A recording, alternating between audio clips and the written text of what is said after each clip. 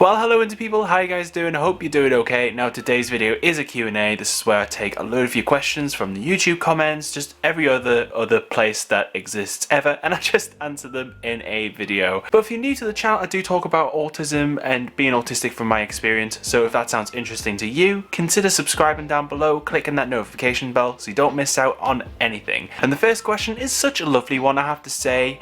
How are you doing? I'm doing great, thank you. I'm doing very, very well. Thank you very, very muchly indeedy.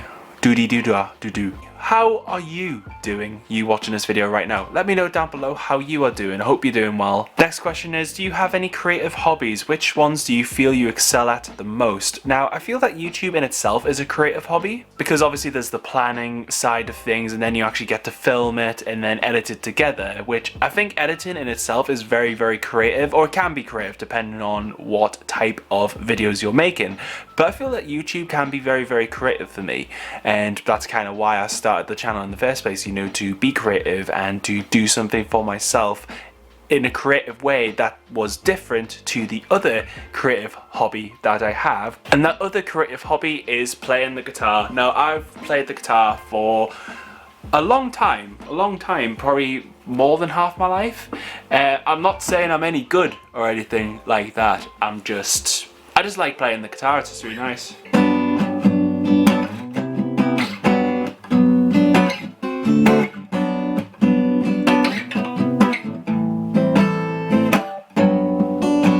But as well as the acoustic, I also have the electric guitar as well, which I'll put a picture up right there. It is probably my favourite thing in the world. It's over 10 years old, it's colourful as hell. I really love my Fender. It's a Mexican Fender Strat, and there's nothing else really I can say about it. I just love it. It's just the most amazing thing in the world to me, and it's one of my most precious items. So without that, I would melt down and cry. I would be inconsolable, let's just say that. Now this next question's more in keeping with the autism content that I do on the channel, and I really like this question. I've been getting questions like this quite a lot about my childhood and my diagnosis and stuff. When people find out about your diagnosis, how do they react and how do you think it changes things? This is a very good question because I've had both sets of reactions. So there've been times where I've told people about my diagnosis and they take it quite well. They don't think anything of it. And then sometimes I've told people about it and they've done the whole thing of, oh, you don't look autistic because I know so much about it, even though their experience is not really that clear, or it's a very stereotypical view of autism. So to be honest, I've had both sets of reactions, you know, the good, the bad, not necessarily the ugly, though it would make that whole sentence just a lot better. But do I think it changes things? I don't see personally why it should, because at the end of the day, yes, autism is a difference in the sense that everyone is different.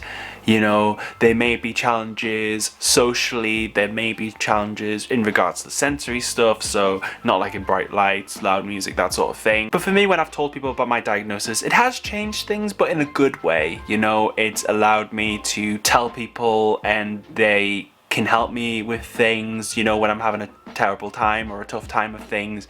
They are able to help me, like my friends and my family and stuff, which is always really nice, and I do appreciate that. But sometimes it has changed things where people think that I'm not capable, which I don't really like that much, because I know I'm capable of stuff if I'm left to my own devices and I'm able to have the time to think and, you know, be able to figure it out for myself. I know I'm able to do anything that I set my mind to.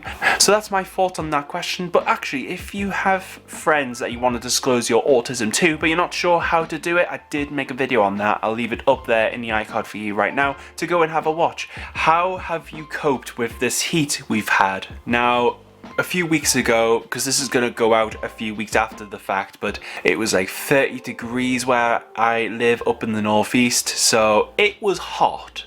And 30 degrees I know is a comfortable temperature for a lot of people, especially in the States, but 30 degrees for the northeast of England is not normal. Basically, guys, I did not cope very well. I was just very dizzy. I was hot all of the time. Like, basically heat really drains me. It makes me really dizzy. I didn't cope very well, and I'm glad it's cooler. And actually, here's the funny thing. I didn't cope when the weather changed as well. So, you know, it was really hot and then it got really, really cold.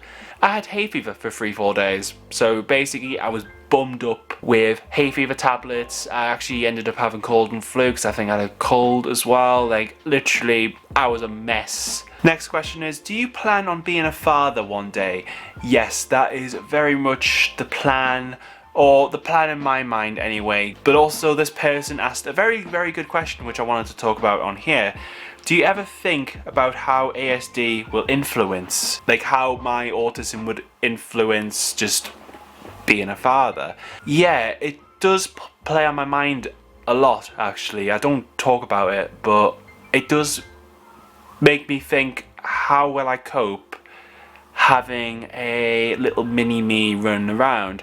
When I think about how my autism might influence me being a father, really, I think of it from a positive perspective when it comes to kids just being kids, you know, and, you know, kids having problems. I think it would be good from that sense, you know, having that level of understanding, because even though sometimes I might not understand someone's situation or relate to the emotion that they are feeling, it doesn't mean I don't care. I'm one of these people that really does get affected by the emotions of others. So if someone's feeling upset about something, like, I feel it quite intensely. And, you know, if my kid was to have something come up where they needed help, then I think that side of things would be really good.